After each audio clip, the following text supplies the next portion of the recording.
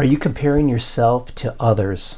You know, one of the things you've probably seen recently, and I've seen this quite a bit mentioned, is are we comparing our day one to someone's day 365, to someone's 5 year, 10 year? I used to do this a lot in Toastmasters. Although I was seeing improvement, I would jump on YouTube and see somebody who's a real confident, polished speaker until I had a friend say, yeah, that guy gave that speech probably 100 times and they're a professional speaker. You've been in Toastmasters for, just a brief moment, and even if you did 5 or 10 speeches, it's may or may not. Now, I've seen some people that shine like right out of the gate with that, but we often make that comparison with others. And if it inspires you, that's one thing, to give you something to aspire to. But if it sets the bar so high you don't even try or don't even start, that's where it's a challenge. Now, here's one thing. In the last video, I talked about the book, The Dark Side of the Light Chasers, and how a friend in a leadership program recommended that.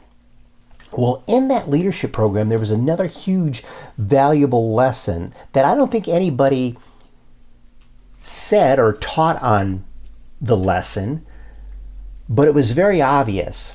Now, in this leadership program, this is something that I had chose to participate in on my own. A friend had recommended it, and I'm trying to think what the time frame on, but it was some long, consecutive long days, early to late evening, to where you're just at a point of exhaustion, and a lot of it was very, I would say, confrontational.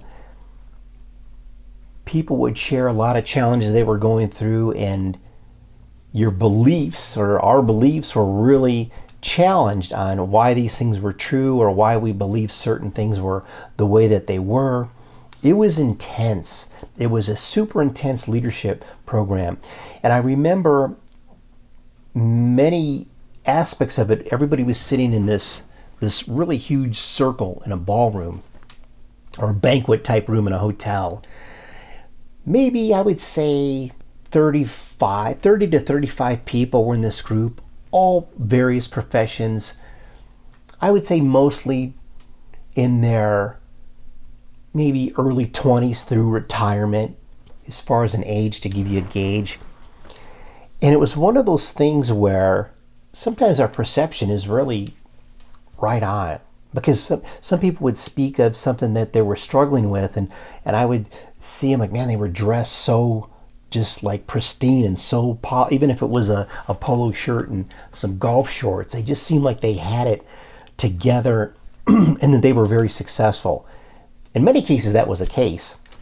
Other cases, people were very casual and were successful too.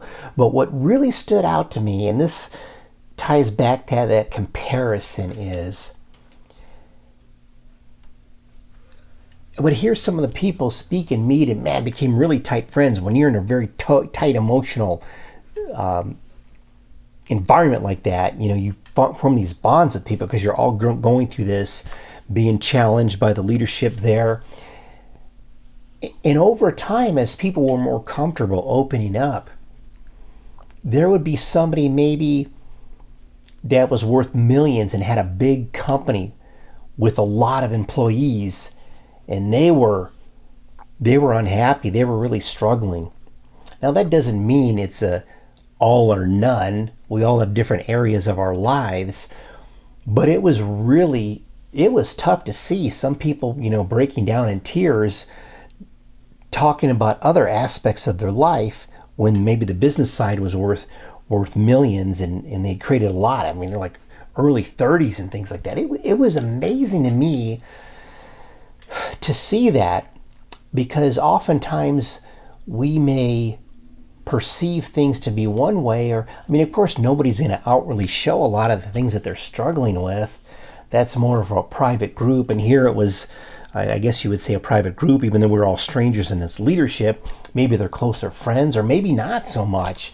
But it was something that was really enlightened to me as to how off I was on this assessment, and thinking, man, having all the material things solves everything.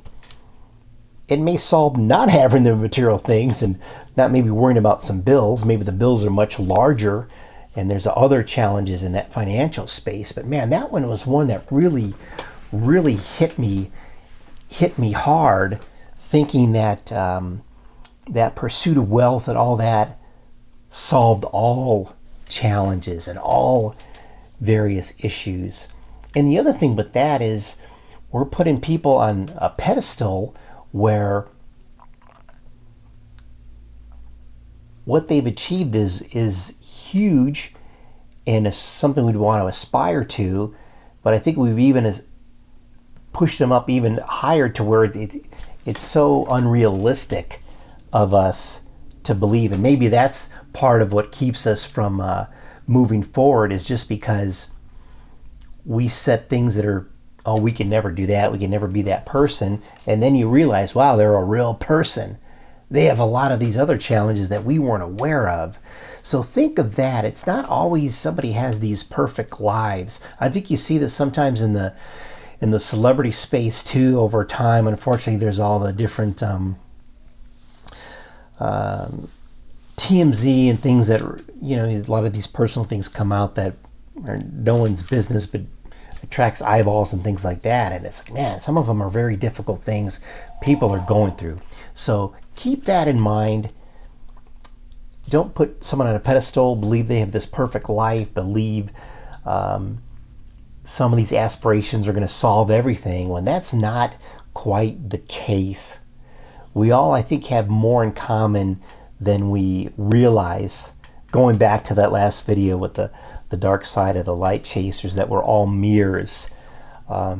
So keep that in mind because that was something I think as I get older I see and go, wow, I thought all these things were people had perfect lives. It's always to think that, wow, we're the only ones struggling. And that's what came out of that leadership, sitting in that big circle thinking, man, I'm the only one that's struggling with finances or moving ahead in career and all these types of things. And then you go, wow, not everybody, but a lot of people have those. They even have challenges even far more difficult than our own. And then you start to maybe become more grateful for the things that you do have. So just wanted to share that story, that experience. That was a big eye-opener for me. And keep that in mind. Keep that in mind that you have what it takes to start whatever it is that you want to get started. The people that are succeeding in what you want to do aren't perfect. They just maybe perfected things over time and still have a lot to work on and grow. So hope you move forward, take that first step, have an amazing day, and we'll talk soon. Thanks.